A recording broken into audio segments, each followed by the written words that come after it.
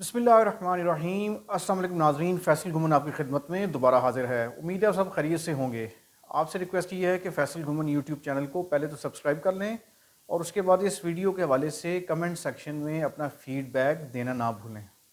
नाज़रीन, इलेक्शन के बाद सियासी जोड़ तोड़ जारी हैं। हमने देखा कि जो दिन गुजर गया 13 तारीख, इसमें दो बड़ी अनाउंसमेंट्स आई। एक तो ऐलान आया पीडीएम की तरफ से, नून, पीपल्स पार्टी, एमक्यूएम और आईपीपी की तरफ से कि वो गवर्नमेंट बनाएंगे, और पाकिस्तान पीपल्स पार्टी ने नून की हमायत में आज अनाउंस कर दिया कि नून प्राइम मिनिस्टर लेके आए अपना। दूसरी तरफ हमने देखा कि पाकिस्तान तहरीक इंसाफ की तरफ से भी ये अनाउंसमेंट आई कि वो फेडरल में, वफाक में, पंजाब में और केपी में हुकूमत बनाएंगे, दो मुख्तलिफ पार्टियों के साथ मिलके। तो अब ये इक़्तिदार की रस्साकशी तो जारी है, और अब देखना ये है कि किस पार्टी का ऊंट किस करवट बैठता है और कौन गवर्नमेंट बनाता है। लेकिन इस हुकूमत के अभी तक ना बनने की वजह से अवाम सफ़र कर रहे हैं, कारोबारी लोग सफ़र कर रहे हैं, किसान सफ़र कर रहे हैं, और मुख्तलिफ लोग जो मुख्तलिफ शोबा ज़िंदगी से ताल्लुक़ रखने वाले हैं।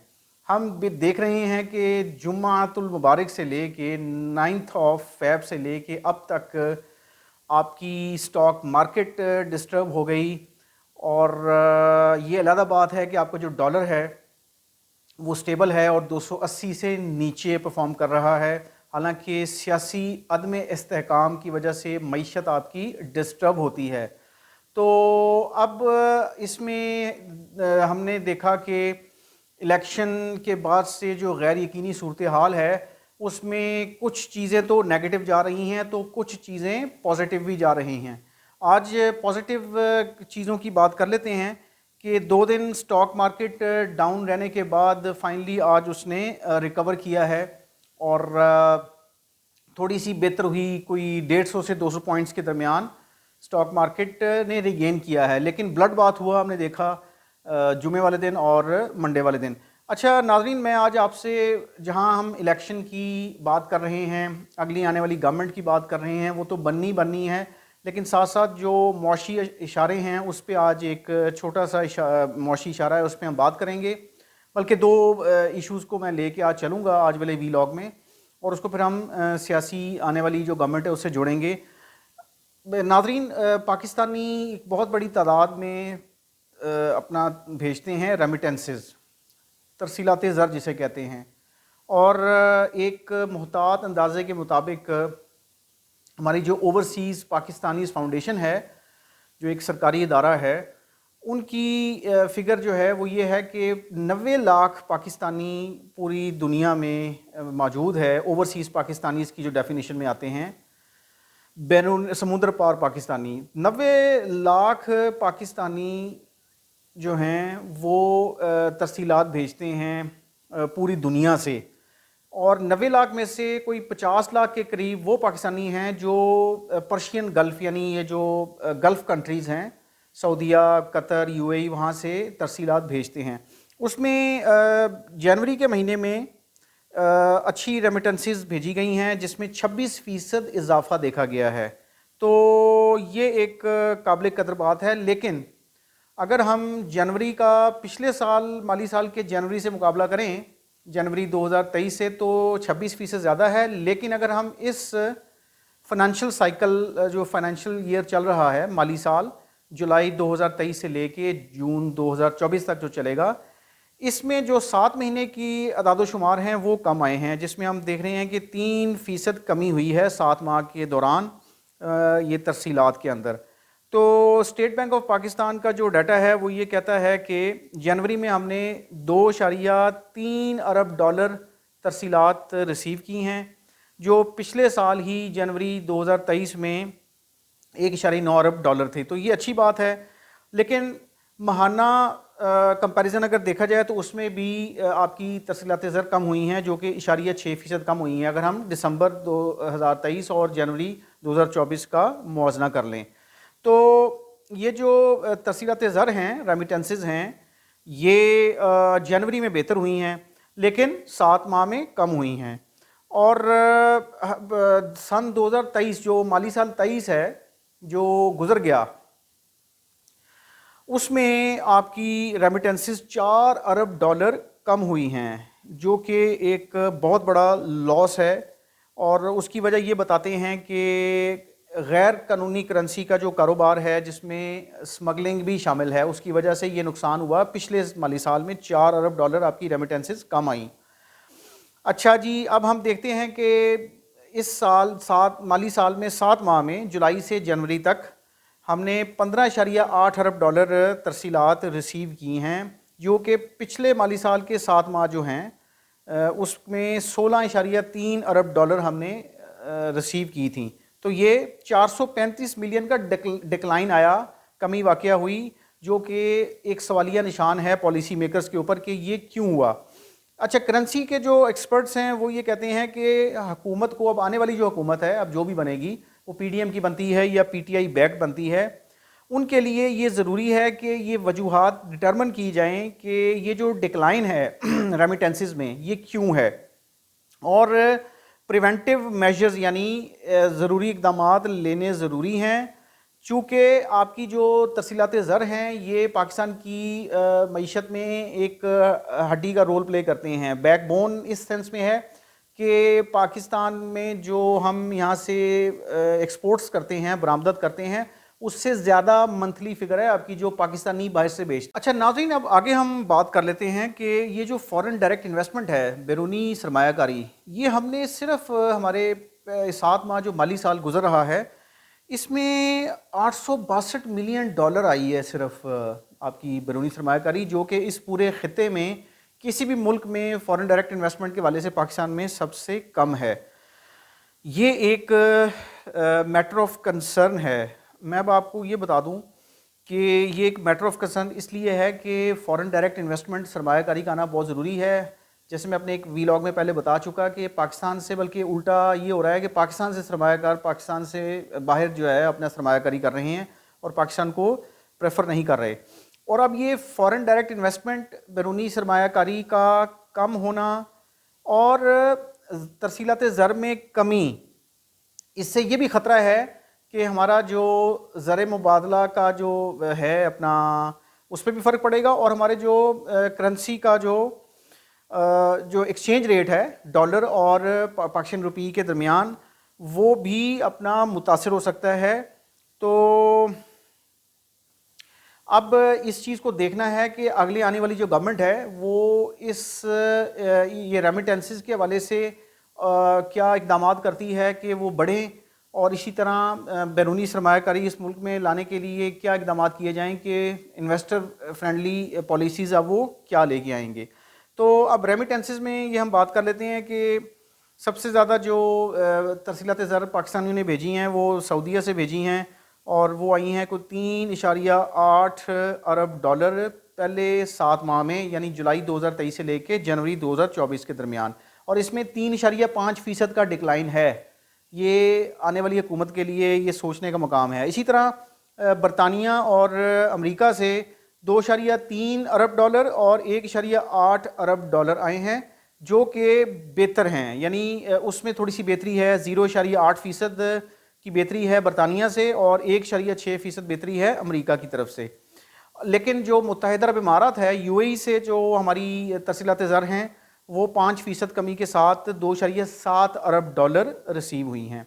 अच्छा, जो यूरोपियन यूनियन है वहाँ से पहली दफ़ा ऐसा हुआ है कि वहाँ से जो तरसीलात आई हैं वो जीसीसी कंट्रीज़ और यूएसए से ज़्यादा हैं, और यूरोपियन यूनियन से 1.9 अरब डॉलर आई हैं, और जीसीसी कंट्रीज़ 6 मुल्क जो हैं वहाँ से 1.7 अरब डॉलर आई हैं। तो इसमें अब थोड़ा फ्लक्चुएशन आती रहती है नाजरीन।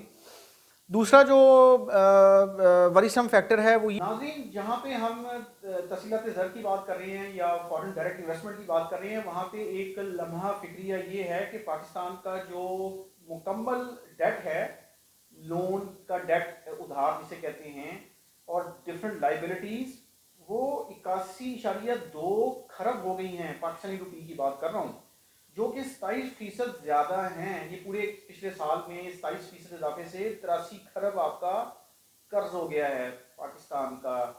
ٹھیک ہے جی. اور یہ کتنی افسوسناک بات ہے. یہ بھی اسٹیٹ بینک آف پاکستان کی فگر ہے جو منڈے کو رپورٹ جاری ہوئی ہے کہ اس میں 17.4 کھرب کی تو صرف لائبلٹیز ہیں، اور یہ 81.2 ٹریلین کا جو ٹوٹل آپ کا ڈیٹ ہے اس میں 27% کا اضافہ ہے، اور دسمبر 2022 سے لے کے یہ اب تک. اور آپ کی یہ جو کیئر ٹیکر گورنمنٹ ہے 5 ماہ میں اس نے ٹکا کے پیسے لیے ہیں، ٹکا کے پیسے ادھار لیا ہے اپنا گورنمنٹ کے معاملات چلانے کے لیے.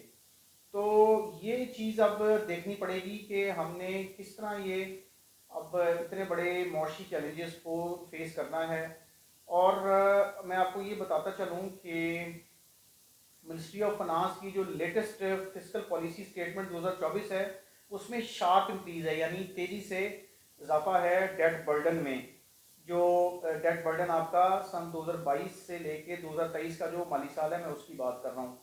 تو اب پاکستانیوں کے اوپر کیا ہے، میں بھی آپ کی فگر بتا دیتا ہوں کہ ہم ہر پاکستانی کے اوپر یعنی ڈیٹ میں اضافہ ہوا ہے، اور ہم ہر ایچ پاکستانی اوز 2,71,624 روپے، یعنی 25 کروڑ عوام ہے تو ہر پاکستانی جو ہے وہ 2,71,624 روپے کا مقروض ہے. اور یہ 25% اضافے سے یہ کیلکولیشن سامنے آئی ہے. اور صرف ایک سال کے اندر ہر پاکستانی پہ 54,000 روپیہ قرضے کا بوجھ پڑا ہے.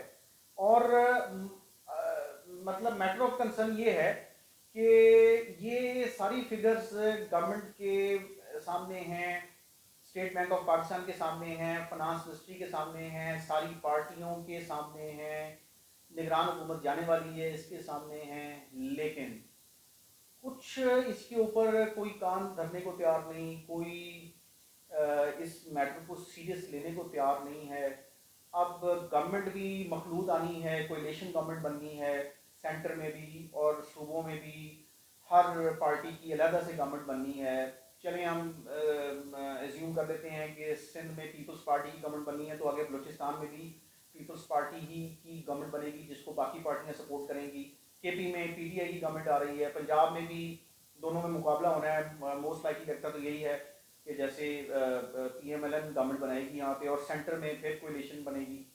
تو اب یہ کس طرح کی حکومت ہوگی، اور 18ویں ترمیم کے بعد اب صوبوں میں جو اختیارات چلے گئے ہیں کہ سینٹر میں کوئی اور گورنمنٹ ہے اور کچھ صوبوں میں دوسری پارٹیوں کی گورنمنٹ ہوگی. اور اس وقت جو رسا کشی ہے اس وقت پی ٹی آئی اور ورسز پی ٹی ایم پارٹیوں کی، وہ اس ملک کو کہاں لے کے جائے گی. یہ پولیٹیکل انسٹیبلٹی، جو پولیٹیکل انسٹیبلٹی ہے، سیاسی عدم استحکام ہے، یہ آپ کی معیشت کو تباہ کرنے کی طرف لے کے جائے گا. مجھے تو یہ خطرہ لگ رہا ہے. اور عوام علیحدہ سے پریشان، کاروباری حضرات علیحدہ سے پریشان، ذمہ دار علیحدہ سے پریشان. اب گورنمنٹ بنے گی تو گورنمنٹ بننے کے بعد ہی کچھ چیزیں کلیئر ہوں گی کہ ہم چیزوں کو کس طرح بہتر کرنا ہے، پاکستان کا جو خزانہ ہے اس کو کیسے بھرنا ہے. اور اب آئی ایم ایف کا دوسرا جائزہ مشن بھی آ رہا ہے، اور وہ چونکہ ڈیلے ہوا الیکشن کی وجہ سے. جو $3 ارب کا اسٹینڈ بائی ارینجمنٹ تھا اس میں سے $1.2 ارب ابھی انہوں نے دینے ہیں، اور اس کا بھی ڈیڈ لائن مارچ اپریل کی آئی کھڑی ہے. اور اس کے بعد اگر یہ لیٹ ہوتے ہیں کہ سیکنڈ ریویو مشن، اور آگے پھر آگے ہماری بجٹ بھی آ رہا ہے اس کی بھی انہوں نے کنڈیشنز دینی ہیں اور سامنے رکھنی ہیں.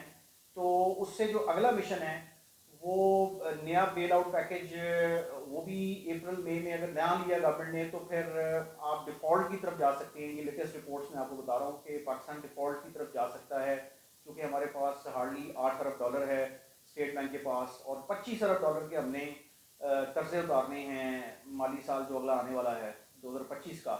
تو یہ ملک کس طرف جائے گا، یہ ملک کیسے چلے گا. ملک کو چلانے کے لیے بھی آپ کو ایکسپینڈیچر چاہیے، اداروں کو چلانے کے لیے آپ کو ایکسپینڈیچر چاہیے. پھر آپ نے یہ اب جو اگلا بجٹ آئے گا اس میں کیا ٹال کلیمز آئیں گے یہ آنے والا وقت بتائے گا. لیکن اب گورنمنٹ کو بننا چاہیے تاکہ معیشت کو پٹڑی پہ چڑھایا جائے، چونکہ ہر ملک کے لیے دنیا میں معیشت سب سے امپورٹنٹ چیز ہے. سیاسی اسٹیبلٹی نہ ہو تو معیشت اسٹیبل نہیں ہوتی. تو اللہ کرے اب کوئی سیاسی اسٹیبلٹی اس ملک میں آئے اور گورنمنٹ بنے جس کی بھی بنے اور وہ باقیوں کو لے کے چلے تو پھر ہی اس ملک کو ہم بچا سکیں گے. ادروائز پاکستان پاکستان کی جو پور معیشت ہے وہ مزید سوانپ یا دلدل میں گھستی جائے گی. تھینک یو جی, اللہ حافظ.